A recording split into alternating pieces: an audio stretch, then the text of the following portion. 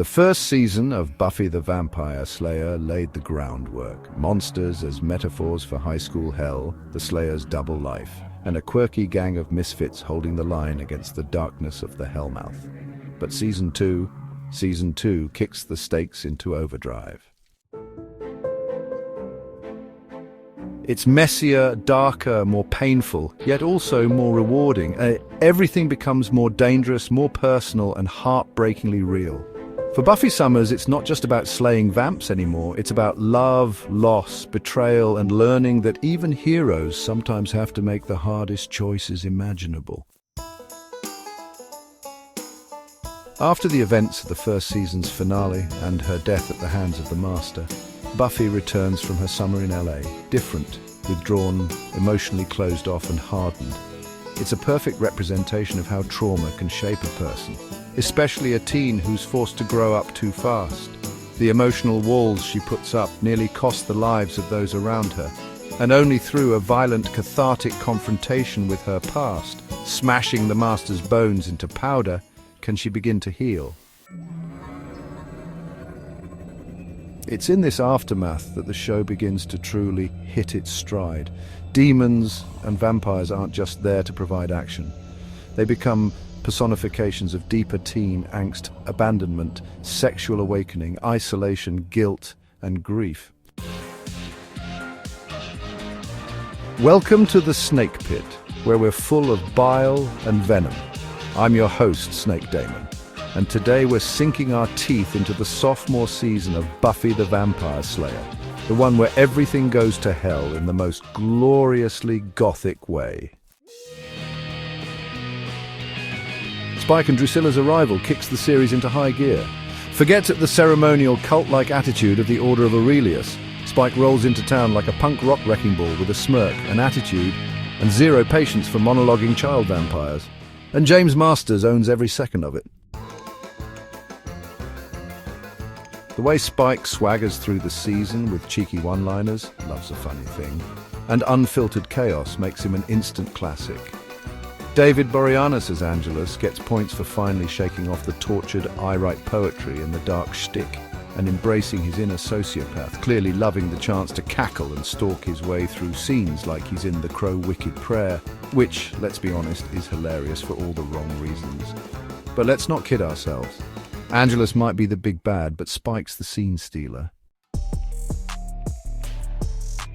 And then there's Drusilla. Oh, Drusilla. Juliet Landau plays her with such ethereal madness that you can't help but fall for the deranged, doll-clutching vampiress who talks to stars and sings lullabies before ripping out your heart. She's not just Angelus arm candy, she's terrifying in her own right, unpredictable and poetic, like a goth fever dream come to life. She's the dark fairy tale given fangs and silk gloves. Buffy's vamps may come and go, but few left an impression like Drew. While the romance stuff is front and center, it's not fluff, it's pain wrapped in teenage hormones. Buffy losing her virginity to Angel and unleashing Angelus is the ultimate cautionary tale. In a single act, the metaphor becomes literal. The guy you love turns into a monster overnight. And the betrayal runs deep. Jenny Calendar's hidden agenda and subsequent death are daggers to the heart, pushing Giles to the brink.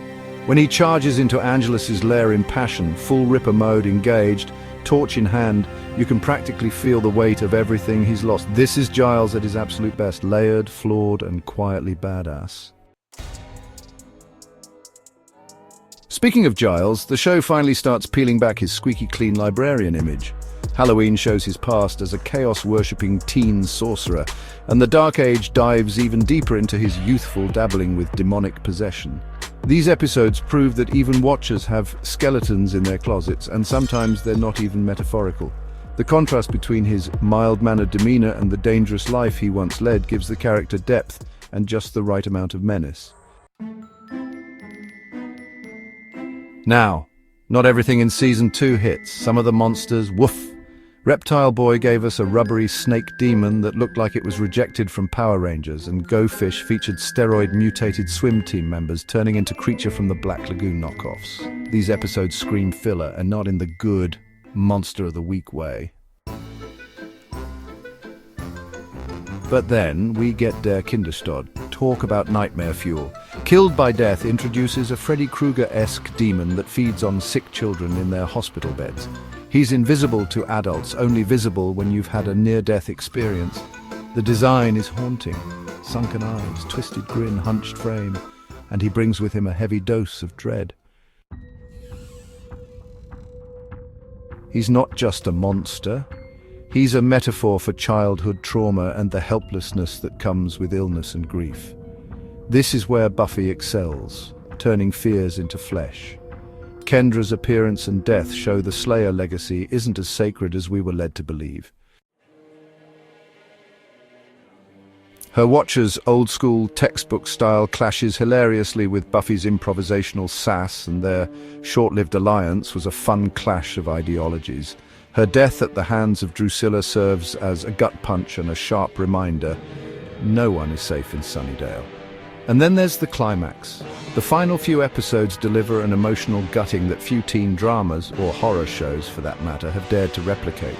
Willow rising as a magic user, Giles tortured and broken, Spike making the world's weirdest team-up offer, Joyce finding out Buffy's secret and reacting in classic my kids on drugs fashion, and that sword fight. That heart-wrenching, beautifully choreographed sword fight between Buffy and Angel, ending with a tearful kiss and a sacrifice that scars her forever.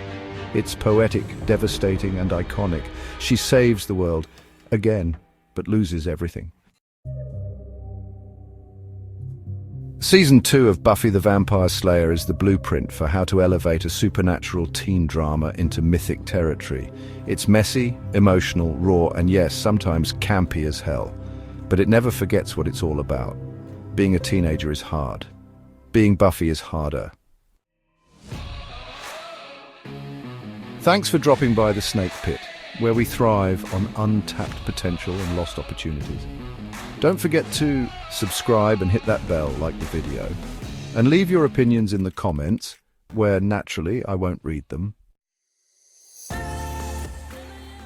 Until next time, stay venomous.